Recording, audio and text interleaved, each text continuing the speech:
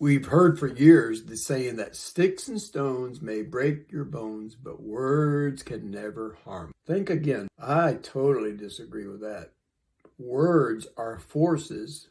Words carry weight. Words hit like a sledgehammer sometimes, and words can even destroy. I'm working on a sermon for Sunday, and I'm not going to preach it to you right now, but it's the power of a name.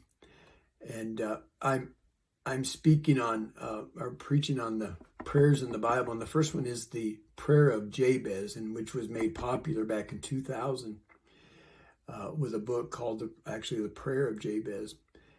And I was revisiting that in the scriptures this week, and do you know what the name Jabez means? I'm not going to go into the Hebrew right now, but basically, if we could put it in the vernacular, the name Jabez meant loser, and it's based on the fact that his mother told everybody that in pain I bore him, and he's a pain.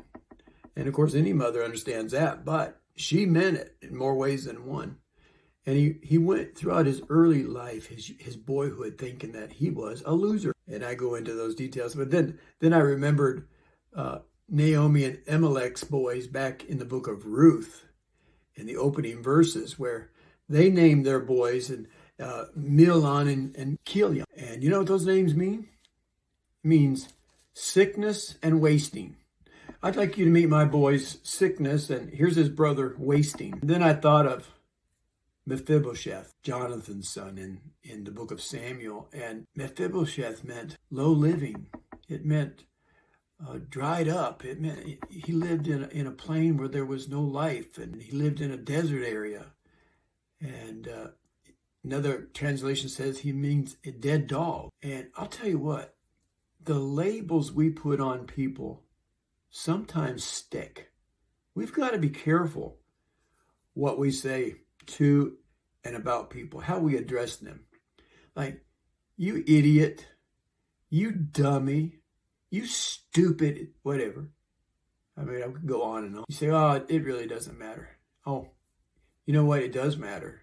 Because if people hear that enough, and that's all they hear, that's what defines them. And they actually believe the wrong publicity. It's really true.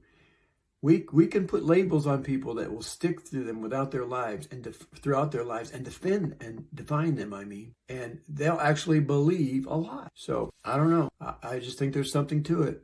I think we need to be careful how we address people, the names we call them. As children, we were a little cruel at times toward our siblings, called them names, and we thought we were being funny. But in retrospect, I'm not laughing. Actually, I'm a little sad about it, because those names tend to stick with people, and it begins to identify them. That's not good.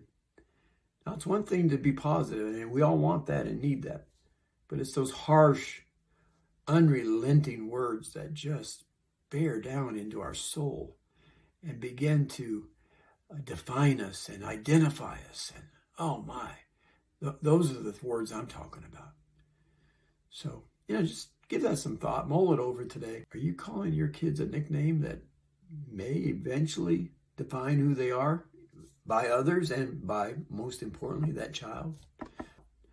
Because I don't ever want to be the one who hurts somebody like that, who makes them feel less than because of something I called them. And even in jest, in our sarcasm, we forget respect and love. So just a challenge today. You say, well, Roger, you're out on a limb today. Well, maybe, but maybe not. I know when I was a boy, I had a big head. I still do. But when I was a boy, I had a big head. My head was bigger in proportion to my body. And so my friends at school, not all of them, but there were 2 or 3 of my friends in elementary school who would come up behind me and slap me on the back of my head and say, hey, fathead. And I laughed on the outside. Boy, on the inside, it cut like a knife. And I remember one day in 3rd grade, 2 boys came up behind me and did that and hit my head pretty hard, actually.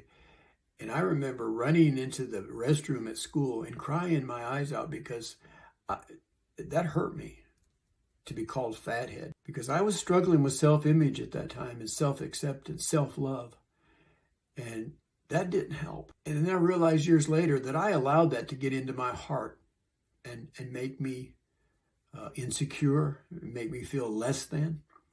And I determined some years later, nope, no more. I'm not going to let words spoken like that hurt me and bring pain into my life. So I'm going to invite you to be careful. Even if you're joking or jesting, be careful. I think I'm onto something here. You give it some thought and maybe let me know your thoughts.